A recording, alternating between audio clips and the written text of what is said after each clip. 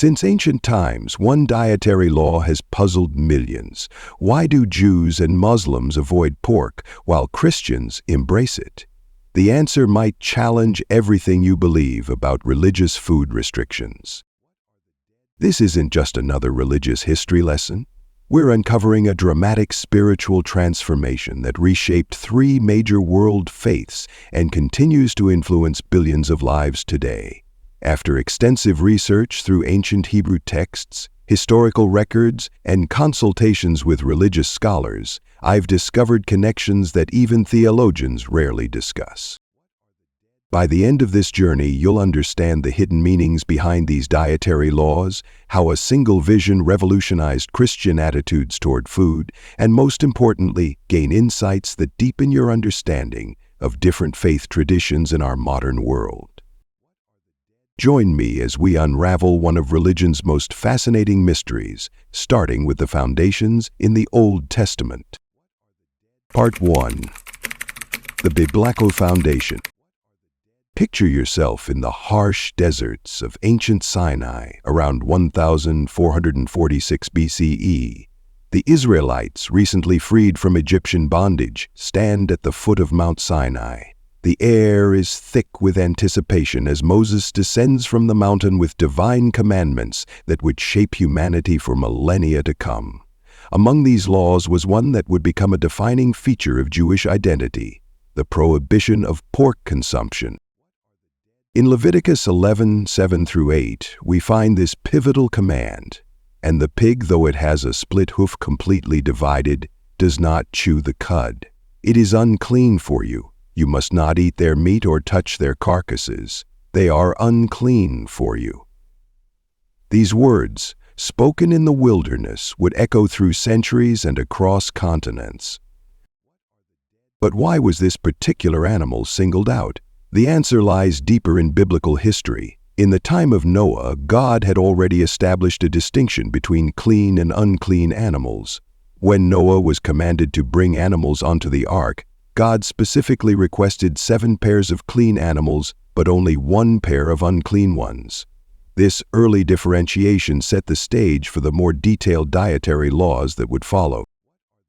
The significance of this prohibition becomes clearer when we understand the cultural context of the ancient Near East. Archaeological evidence reveals that neighboring peoples, particularly the Canaanites and Egyptians, regularly consumed pork.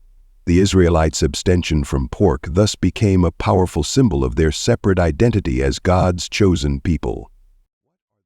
Consider the dramatic scene in the time of the Maccabees, nearly 1,300 years after Moses. The Greek ruler Antiochus IV Epiphanes attempted to force Jews to eat pork as a way of breaking their religious resolve.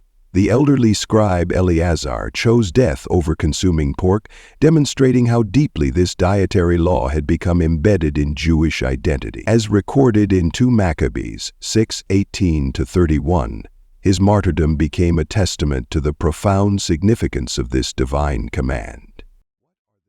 The biblical foundation for this prohibition goes beyond mere dietary restrictions. The Hebrew word tameh, unclean, used in Leviticus, carries deep spiritual connotations. It represents not just physical uncleanliness, but spiritual impurity that could separate one from God's presence. This concept of separation, being kadosh, or holy, became fundamental to Jewish identity. The divine wisdom behind this command becomes even more apparent when we examine the characteristics of permitted animals. The Torah establishes 2 criteria for clean land animals. They must have split hooves and chew their cud. These weren't arbitrary rules, but reflected a deeper spiritual principle. Animals that chew their cud spend time processing their food thoroughly, symbolizing the importance of careful reflection and meditation on God's word. The split hoof represents the clear distinction between right and wrong, clean and unclean. Yet the pig presents a unique case. It has split hooves, but doesn't chew its cud. In Jewish tradition, this makes it a symbol of hypocrisy, appearing outwardly to meet divine standards, while inwardly falling short. This symbolic interpretation added layers of meaning. This biblical foundation would prove so enduring that centuries later, when Islam emerged in the Arabian Peninsula, it too would incorporate this prohibition into its religious law. The Quran's prohibition of pork would echo the same divine concern for purity and submission to God's will that we find in the Torah. As we delve deeper into this fascinating journey, we'll discover how these ancient laws weren't just about food. They were about identity, faith, and the relationship between God and humanity. The practical implications of these biblical foundations would shape communities, influence cultures, and even impact international trade for thousands of years to come. But understanding these biblical foundations is just the beginning. To truly grasp why this prohibition has endured for millennia, we need to examine the practical and historical context that made these laws not just spiritually significant, but crucial for survival in the ancient world. Part 2. Practical and historical context. Picture yourself in the scorching deserts of ancient Middle East, where the blazing sun mercilessly beats down on a landscape that would shape some of humanity's most enduring religious practices. It's here, amidst these harsh conditions, that a profound understanding of survival, intertwined with divine wisdom. Imagine being among the Israelites during their exodus from Egypt. Moses, their leader, has just received divine instructions that would govern their lives for millennia to come. Among these commandments was a peculiar dietary restriction that, at first glance, might seem arbitrary: the prohibition of pork. But in this unforgiving environment, this command carried life or death implications that went far beyond mere religious observance. The biblical narrative tells us how God led His people through this wilderness for 40 years, teaching them not just spiritual laws but practical wisdom for survival. In Deuteronomy 8 verse 2-3 we read, "Remember how the Lord your God led you all the way in the wilderness these 40 years, to humble and test you, to teach you that man does not live on bread alone." This journey wasn't just a spiritual pilgrimage. It was a master class in desert survival. Consider the practical challenges they faced. In an era without refrigeration, meat preservation was a constant challenge. While most livestock, cattle, sheep, goats, could be safely consumed even in hot weather, pork presented unique dangers. The pig's biological characteristics made its meat particularly susceptible to rapid spoilage and parasitic infestations in hot climates. Trichinosis, a potentially fatal disease carried by undercooked pork, was especially dangerous in these conditions. Archaeological evidence from ancient settlements reveals a fascinating pattern. In regions where pork consumption was common, particularly in cooler European climates, communities thrived without significant health issues related to pork consumption. However, in the sweltering Middle Eastern regions, settlements that consumed pork showed higher instances of parasitic diseases and food-borne illnesses. But the story takes an even more intriguing turn when we examine the pig's eating habits. Unlike cattle and sheep, which are herbivorous and maintain relatively clean feeding patterns, pigs are omnivorous scavengers. In the resource-scarce desert environment, pigs would often resort to eating carrion and waste, making them potential carriers of numerous diseases. This characteristic didn't just make them unclean in a ceremonial sense, they were literally unsafe in their eating habits. The book of Isaiah provides a vivid glimpse into this understanding. In Isaiah 65:4, there's a condemnation of those who eat the flesh of pigs and whose pots hold broth of impure meat. This wasn't just religious rhetoric, it was a practical warning against dangerous dietary practices. What's particularly fascinating is how this prohibition was enforced through both divine command and practical necessity. The Jewish people were instructed not only to avoid eating pork, but also to avoid touching pig carcasses, Leviticus 11:8. This comprehensive approach to hygiene was revolutionary for its time, predating modern understanding of disease transmission by millennia. Historical records show that during times of famine or siege, communities that maintained these dietary restrictions often showed better survival rates than those that didn't. The prohibition served as a protective barrier against desperate measures that could lead to devastating health consequences. This practical wisdom became so deeply ingrained in Middle Eastern culture that when Islam emerged centuries later, it naturally incorporated similar restrictions. The Quran's prohibition of pork, 2:173, wasn't just a religious mandate, it was a continuation of time-tested survival wisdom in the harsh desert environment. But this practical foundation of the pork prohibition sets the stage for an even more profound spiritual transformation. While these laws served immediate practical purposes, they would eventually become part of a larger spiritual narrative that transcended mere survival needs. As we move forward in our exploration, we'll see how these practical considerations laid the groundwork for deep spiritual symbolism in both Jewish and Islamic traditions. The question isn't just why these religions prohibited pork, it's how this prohibition evolved from a practical survival measure into a powerful symbol of spiritual identity and divine. This brings us to our next chapter, where we'll explore how these practical restrictions became deeply woven into the fabric of Jewish spiritual identity. Part 3. Generous Perspective. Picture this: Jerusalem, 587 BCE. The mighty Babylonian army surrounds the holy city. Inside its walls, the Jewish people face a devastating choice: abandon their dietary laws to survive, or maintain their faith at all costs. As the siege tightens its grip, a group of Jewish priests gathers in the temple's inner courtyard, their faces illuminated by flickering lamplight. They're discussing an offer from the Babylonian commander: surrender and embrace Babylonian customs, including their diet, or face destruction. In this crucial moment, an elderly priest named Eleazar steps forward. His voice, though weathered by age, carries the weight of centuries of tradition as he recounts the story that had defined their people's relationship with food since Mount Sinai. He speaks of how their ancestors, fresh from Egyptian bondage, received not just laws, but a divine blueprint for living. The dietary restrictions, particularly the prohibition of pork, weren't merely rules, they were a sacred covenant, a daily reminder of their unique relationship with God. The historical significance of this moment cannot be overstated. While the temple would eventually fall, the Jewish people's commitment to their dietary laws would become one of the most powerful symbols of religious identity in human history. These laws, known as kashrut or kosher laws, transcended mere nutrition. They became the very fabric of Jewish existence. But why was pork singled out with such emphasis? The answer lies in a fascinating intersection of spiritual symbolism and historical context. In ancient Near Eastern societies, pork was widely consumed and even used in pagan rituals.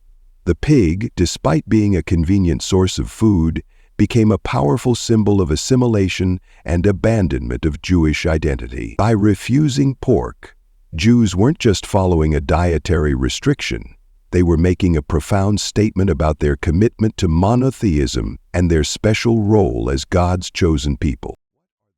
This symbolism would be tested repeatedly throughout history. During the Maccabean revolt in 167 BCE, the Syrian Greek king Antiochus IV Epiphanes made eating pork a test of loyalty. Jewish mothers faced execution for refusing to feed their children pork.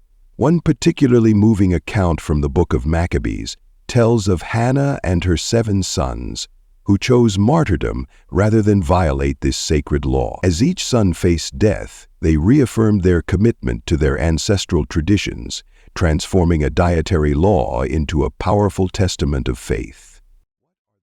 The preservation of these laws through centuries of persecution is nothing short of remarkable.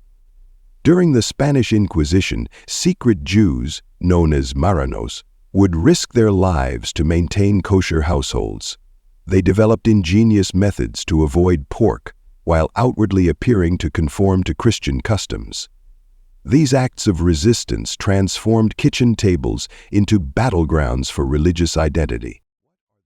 In modern times, keeping kosher, particularly the avoidance of pork, continues to serve as a daily reminder of Jewish identity and divine covenant. Even secular Jews often maintain this practice, recognizing it as a powerful link to their heritage. Every meal becomes an opportunity for spiritual reflection and cultural connection. The rabbinic tradition teaches that these dietary laws elevate the simple act of eating into a sacred ritual. As one ancient sage put it, the table is like an altar, and every meal is an opportunity for holiness. This transformation of mundane activities into spiritual experiences reflects the broader Jewish concept of sanctifying daily life. The commitment to these dietary laws also fostered an unprecedented level of community cohesion. Jewish communities worldwide, despite vast geographical separation, remain connected through shared practices. A Jewish traveler could find familiar kosher food in any Jewish community, creating a global network of shared tradition and identity. The story took an intriguing turn during the birth of modern Israel. The question of whether the new state should mandate kosher standards sparked intense debate, highlighting the ongoing tension between ancient traditions and modern realities. Yet, even in today's secular world, many Israeli hotels and restaurants maintain kosher standards, acknowledging the deep cultural significance of these dietary laws. Through persecution, exile, and modernity, this dietary practice has remained a cornerstone of Jewish identity. It stands as a testament to how a seemingly simple food restriction can carry profound spiritual significance and maintain cultural continuity across millennia. As we transition to understanding Islam's adoption of similar dietary restrictions, we'll see how these ancient Jewish practices influenced another major faith tradition, creating fascinating parallels in religious observance that continue to shape our world today. Part 4. Islamic Perspective. In the heart of the Arabian Desert, around 610 CE, a profound revelation would forever change humanity's relationship with food. Picture this. A middle-aged merchant named Muhammad, seeking solitude in the cave of Hira near Mecca, receives his first divine revelation. This moment marks the beginning of Islam, but it also establishes dietary laws that would influence billions of lives across centuries. The prohibition of pork in Islam emerges through a series of divine revelations, captured in the Quran's precise words. He has only forbidden you dead meat, blood, the flesh of swine, and that which has been dedicated to other than Allah. Quran 2:17-3. But to truly understand the significance of this prohibition, we must journey back to the bustling streets of 7th century Arabia. In this era, Mecca stood as a crucial trading hub where merchants from diverse cultures converged. The consumption of pork, while common among some travelers, posed significant health risks in the desert climate. Yet the Islamic prohibition transcends mere practical concerns. It becomes a fundamental test of faith, a daily reminder of submission to divine will. Consider the story of Bilal, one of Islam's earliest converts. A former slave who became the first muezzin, caller to prayer, Bilal faced ridicule and persecution for following these new dietary restrictions. His unwavering adherence to these laws, even under torture, exemplifies how these food restrictions became powerful symbols of religious identity and devotion.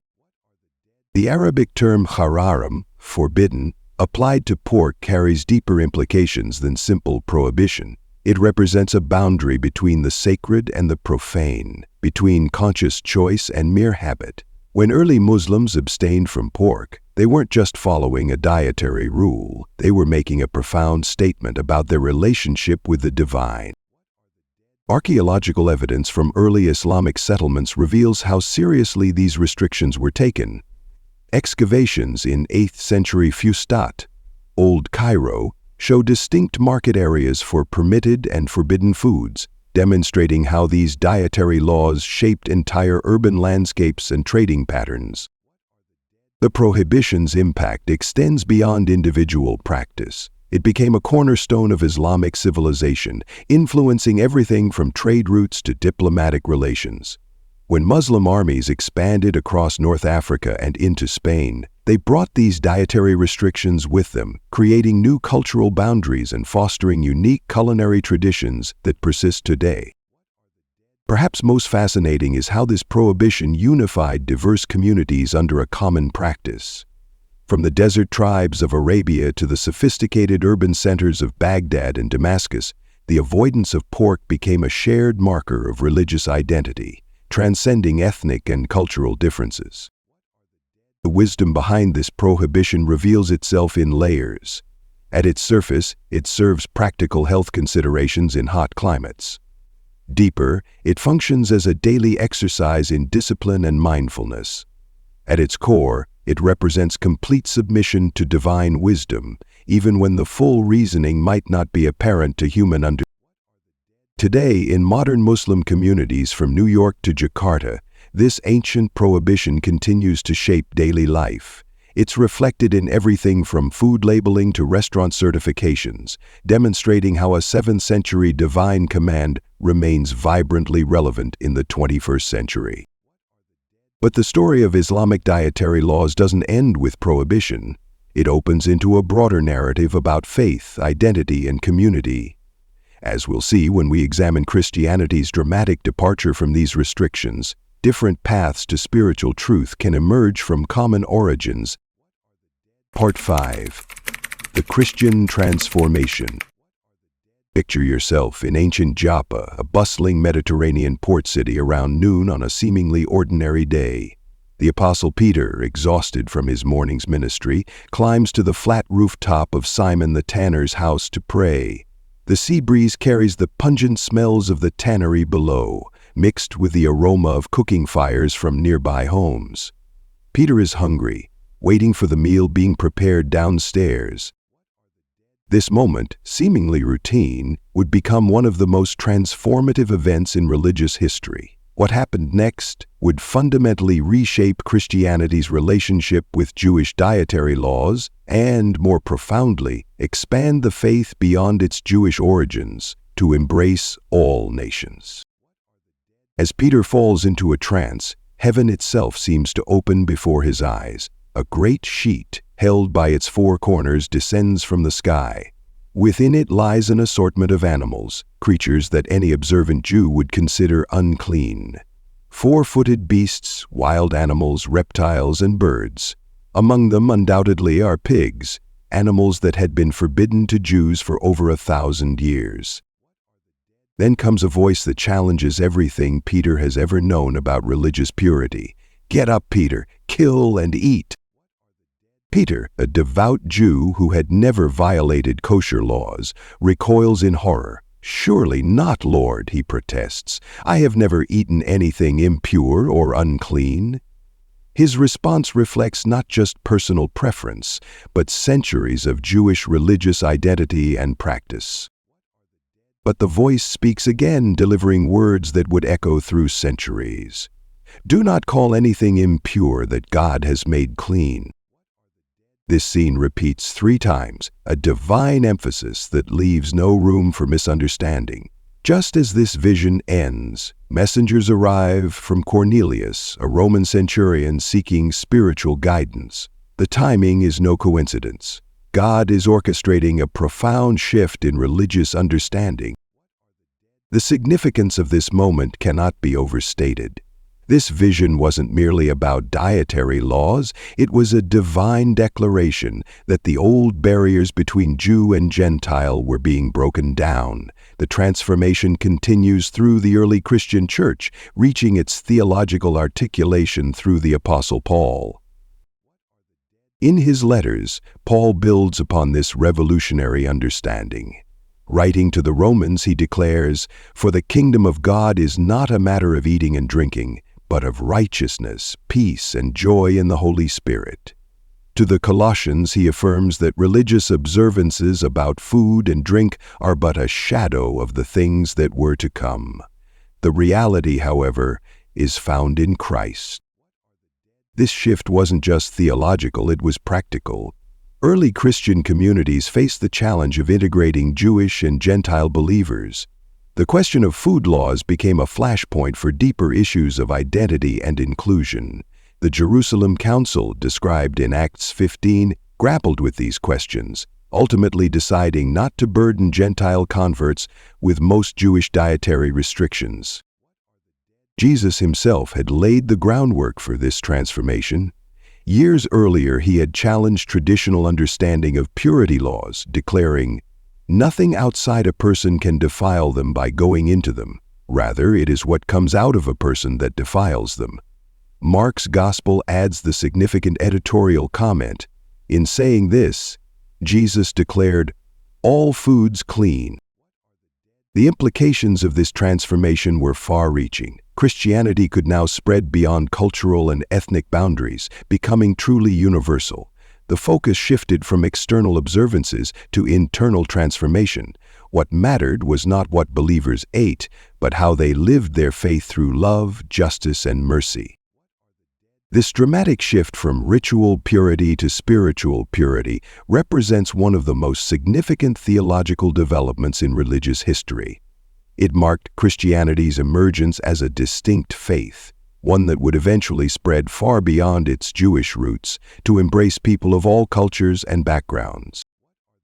As we move forward in our exploration, we'll see how this transformation continues to shape interfaith dialogue and understanding in our modern world, where questions of religious identity and practice remain as relevant as ever. Part 6. Modern Implications. Picture a modern office in downtown Manhattan. Sarah, a Jewish executive, sits across from Ahmed, her Muslim colleague, while their Christian teammate Mark joins them for lunch. It's a scene that perfectly captures the beautiful complexity of our modern interfaith world, but it wasn't always this way.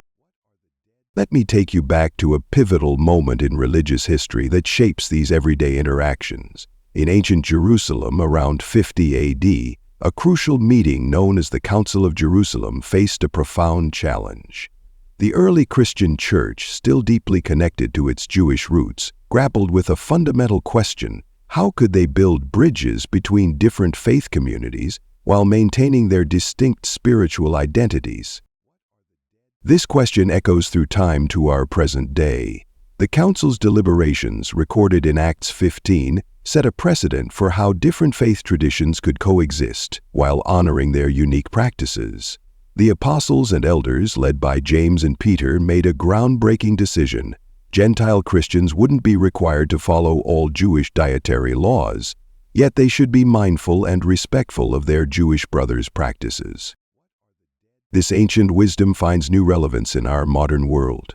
Consider what happened in 2019 when a major tech company in Silicon Valley faced backlash for not providing appropriate food options during an interfaith conference. The incident sparked a broader conversation about religious accommodation in the workplace, leading to innovative solutions that respected all traditions. The story of dietary laws transcends mere food choices.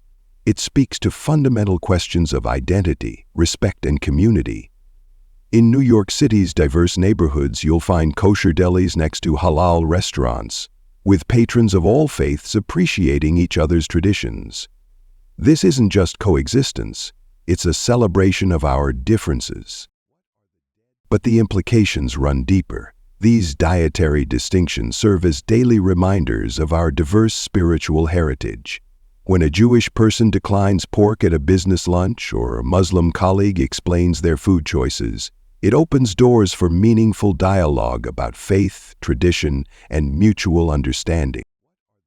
The historical tension between these practices has evolved into opportunities for bridge building. Consider the growing trend of interfaith food festivals, where communities come together to share their culinary traditions while learning about each other's beliefs. These events transform ancient dietary laws from potential barriers into catalysts for connection. Modern implications extend beyond social interactions. In healthcare, understanding these dietary restrictions has become crucial for patient care. Hospitals now train staff in religious dietary requirements, recognizing that respecting these traditions is essential for holistic healing. Educational institutions have implemented inclusive meal programs, ensuring students of all faiths can maintain their religious practices while pursuing their studies. The business world has also adapted. Global companies now consider religious dietary restrictions when planning events, demonstrating how ancient wisdom continues to shape corporate policy. This attention to religious dietary needs has spawned entire industries, from certification agencies to specialized food producers, creating economic opportunities while serving faith communities. Perhaps most significantly, these dietary laws remind us that faith isn't just a Sunday or Saturday practice. It's lived daily through our choices, including what we eat. They challenge us to think deeply about how religious traditions can coexist with modern life without losing their significance. The story comes full circle in countless moments of daily life. When Sarah, Ahmed, and Mark share lunch, their different choices aren't sources of division but opportunities for understanding. Their respectful accommodation of each other's practices embodies the wisdom of both ancient teachings and modern pluralism.